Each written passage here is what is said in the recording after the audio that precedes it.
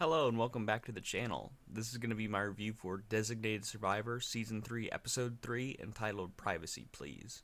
So, the main plot of the episode revolves around Kirkman's transgender sister-in-law, and basically her identity is exposed via the internet.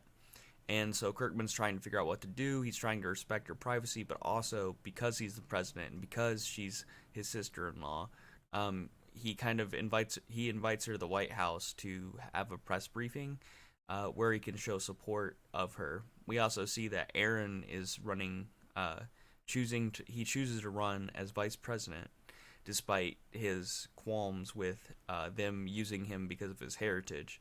And we actually see that his privacy is kind of invaded because the different people who are checking his background before he can actually become the vice president on the ticket are asking invasive questions. And then we also see kind of that theme play throughout the episode because Moss, it's actually exposed that Moss has an Alzheimer's gene. It's announced, and Kirkman's like, hey, well, let's not share this with anybody else. But we actually see that Emily Rhodes is the one who ends up leaking the fact that Moss has this Alzheimer's gene, so his privacy isn't respected either. And so Kirkman, with his online convention that he has due to his original convention being canceled, has a speech where he basically says he's going to create internet, an internet privacy department in the U.S. To deal with online privacy concerns, like the ones that affected his sister-in-law. We also see this kind of the B plot of the episode. Hannah Wells and Dr. Mays realize they've been exposed to smallpox, so they had to go and get the vaccine. And then they also visit a clinic in Canada to investigate an illness that happened up there.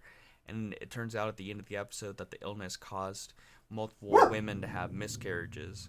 So, and then kind of the last little two things that happen, Seth finally meets with his biological daughter, and Mars Harper goes to therapy with his wife, who's currently in a recovery program, and she basically says, you only married me so that you could gain political advantage. And he doesn't deny it. But it's actually revealed that Mars has also been cheating on his wife, who's going to therapy.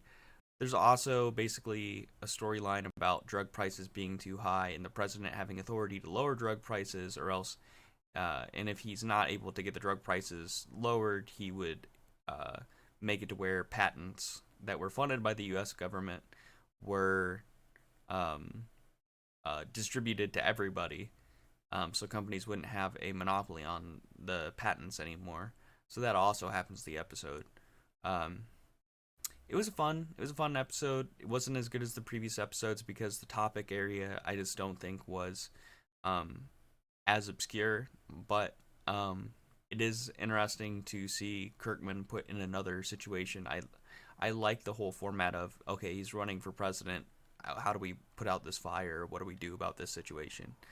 So I'd give the episode about a 7 out of 10. I think it was enjoyable. I think it was passable, but it definitely wasn't as good as the previous episode. So if you're watching Designated Survivor Season 3, let me know in the comments what you think. And if you want to see more reviews of Designated Survivor, House of the Dragon, and more Geekcasts, then remember to like, comment, and subscribe to the channel. This has been Caleb Jones from Caleb Jones TV, signing off.